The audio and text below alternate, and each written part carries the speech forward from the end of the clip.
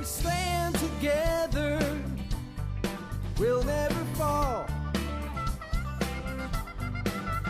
We can make a difference and answer the call. Well, hi there, and welcome back to another episode of the All Around Growth Podcast, a show that provides insight and tools to build the life and homestead of your dreams. My name is Rob Kaiser, and I am your host. Today is Thursday, April 7th, 2022.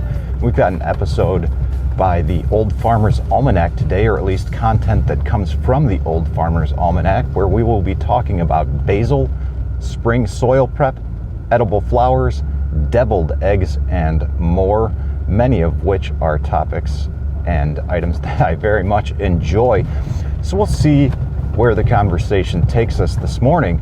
In the link in the show notes, on the date, Thursday, April 7th, 2022, you will, if you click that link, you can find links to all the articles on all of these items discussed, along with information like who was born on this day, what happened today in history, and questions of the day, some puzzles of the day, and other fun things. So check it out, go to the show notes, click on the date at the very bottom in the discussion links, and you will find everything there and more, along with links to what we are going to talk about today, which is what? We've got basil, which is a warm weather fragrant herb that tastes great in many dishes, including the beloved homemade pesto. Plant seeds or transplant after all danger of frost has passed and the soil is warm, and it will yield an abundant harvest within weeks. We could talk about basil. We could talk about soil preparation and how you prepare garden soil for planting, because vegetables need good soil for healthy growth and harvests. Well-prepared soil is the foundation for your entire garden, and it gives you a jump start on the season. In this guide to soil preparation, we'll help you get to know your soil type, teach you how to improve your garden soil quality, and more. All right. How to remove dark spots, growing edible flowers in your garden. We've got so many flowers are not only beautiful, but completely edible, adding color and flavor to salads, soups, pastas, drinks, and desserts. In fact, in ancient times, flowers were grown more for scent and flavor than looks alone. And there's a list of 15 edible flowers that you can find in that link in the show notes. And then last but not least, we've got an article on classic deviled eggs. And deviled eggs are a quick and easy appetizer that anyone can make. It's as simple as boiling water, plus these savory treats are packed with protein and flavor.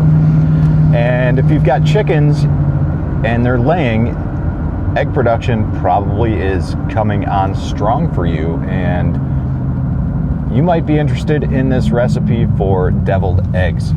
Now, I am going to talk about building soil, all right, and spring soil prep. But it's interesting because the experience that I'm going to share with you today is based on my own experience building soil, but the activity that I'm about to describe to you is something that I haven't done for years. And it was kind of like a one and done. So here we go. This article on soil preparation, how do you prepare garden soil for planting, is not what I'm going to expand upon. But again, I will link to this, not directly in the show notes, but I will link to it along with everything else in the date. So if these kinds of things interest you, basil, soil preparation, edible flowers, and deviled eggs and such, like I said, check out the show notes. Click on the date, April 7th, 2022, where you can learn more. All right, now here's where we're gonna go with soil preparation. Man, I feel a little weird talking about this kind of thing because I like to think of myself as a homesteader, right? But the reality is, homesteading now isn't what it used to be. And our approach has to change. You know, not everyone has 40 acres and a mule. Not everyone has a bunch of kids. So what do we do? How do we do it? And maybe you're just not even interested in homesteading at all. Maybe you just want to have a garden. All right. So way back when, I did this with my mom. I found abundant pieces of cardboard, like trash, right? And I took it all home and I laid this cardboard on the ground, like sheet mulching. And then I threw some wood chips on top of it. Here's the key to get wood chips. Free. There's all sorts of apps like that, things like Chip Drop or whatever. And my experience with those apps has been terrible. I've never been contacted. I don't think they're worth a hill of beans. But here's how I got some wood chips. Find out where the crews are working. If they're working near your home, go buy some beer. Go to a job site and look for the guy with the white hard hat. Go to the site where they're removing trees. Look for the guy with the white hard hat. Usually white hard hats indicate foreman, job foreman or whatever. And tell them that they're doing a great job. Tell them that everything looks nice. Hand them that case of beer. Tell them that they need, tell them that if they need an easy, safe spot to dump chips that's close to the job site, give them your number, have it already written down, and then boom, there's your wood chips. This works out great if the wood chips are in the winter, if you get them dumped in the winter. Otherwise you're gonna have a rutted up yard. But all right, so wood chips. I also bought some screened topsoil. Is it necessary? No. Actually, that was the very last step that I did. Okay. So in addition to wood chips, I also picked up some blood meal. I also picked up some chicken scratch, like feed. I also picked up some dried molasses. I also picked up some bone meal. What else did I pick up? Yeah, it wasn't actually anything to build the soil. I'm not adding sand, I'm not adding perlite, I'm not adding much of anything. And for context, for those of you who are listening, I am in Northeast Ohio, USDA hardiness zone 5B, roughly, and the soil here is clay.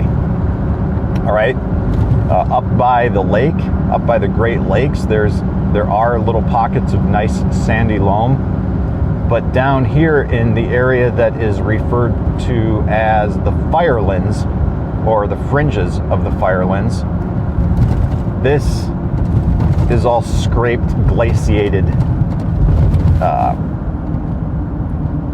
farmland. It's heavy clay soil, so it's really not the best for farming.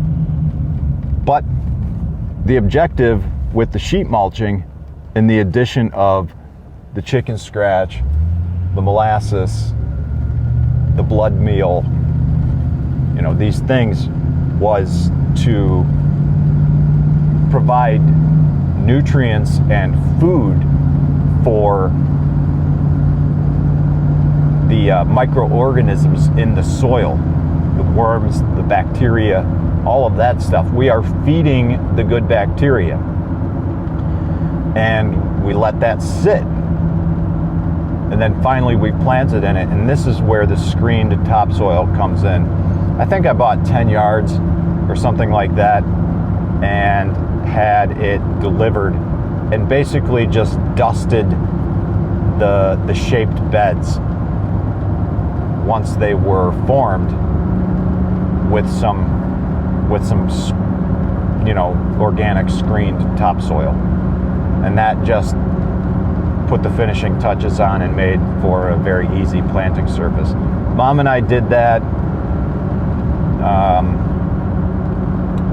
probably in 2014, 2015, shortly after I moved back here. And 2016 I went through the big proverbial burnout. 2017, 5 years ago this year, I started over, guys. I said to hell with my business. I said to hell with everything. I focused on my day job. I focused on my career, and I got to grinding. And I got out of debt. Never again, bitches. So it feels weird for me to talk about homesteading and building soil because I haven't gardened at all over the last 5 years. And it feels weird to talk about homesteading because I don't really feel like a homesteader. I feel more like a businessman and a coordinator trying to figure out how all this is going to shake out in the long term while still trying to get some things done. And how this is all going to shake out in the long term, I don't really know. But, I'm running errands, constantly running around, trying to connect with people who make it happen here on the homestead today. I will be connecting with someone else who helps us out with some work here and there. And because I can't do everything myself. And I feel like as the homestead begins to grow, it's going to turn more into, a business that needs managed rather than me engaging in the actual act of homesteading. So sometimes when I feel like, or sometimes when I talk about things like this, like homesteading, like building soil, and it's something that I haven't done in quite some time, it doesn't mean that it's not going on at our farm on our land. It just means that I am not doing it personally. And in this case, we've got Cody doing it, and I'm supremely stoked that Cody is doing it because he's doing a lot of things that I don't have time to. And speaking of time, I am going to wrap this up. We have 2 semis here this morning on this 7th of April. It looks like we've got more arborvitae and I don't know, some other kind of large tree. But that's it for today, guys. A lot of us who work and do things in this homestead realm, summer or spring is the busiest time of the year for many of us guys. And I went to bed last night early, woke up this morning earlier than my alarm. I felt rested, felt wonderful, and it was a good thing. I stayed in bed just a few extra minutes, even though I'm still here on time earlier than expected to work, to the day job. And that is just how I like it. My place is a shithole, and it's very messy. But I feel rested and I'm taking care of myself. It's a little embarrassing when people come over, but that's neither here nor there. The important thing is to take care of ourselves during the busiest time of the year, because if we don't take care of ourselves, we're sure as hell not going to be able to take care of anyone else. And in the same notion, if you take care of your soil's going to take care of your plants are going to take care of you, and you are going to be better capable of building the life and homestead of your dreams. All right, guys, I hope you have a great Thursday today. I appreciate you tuning in today, and I look forward to catching you tomorrow as we close out the week with an audience feedback show. If you have any ideas for an audience feedback show, please let me know.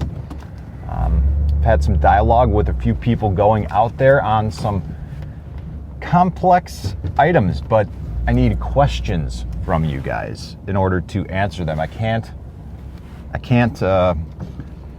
do long-winded feedback. I can, but it's very difficult to do it right now in the springtime. So if you have any questions that you'd like to address, things you'd like me to talk about freely, that would be easiest right now, and I would welcome it. So drop me a line, allaroundgrowth@gmail.com, or check us out in the Telegram chat, t.me/allaroundgrowth. Love to connect with you there. This is Rob Kaiser, and thank you.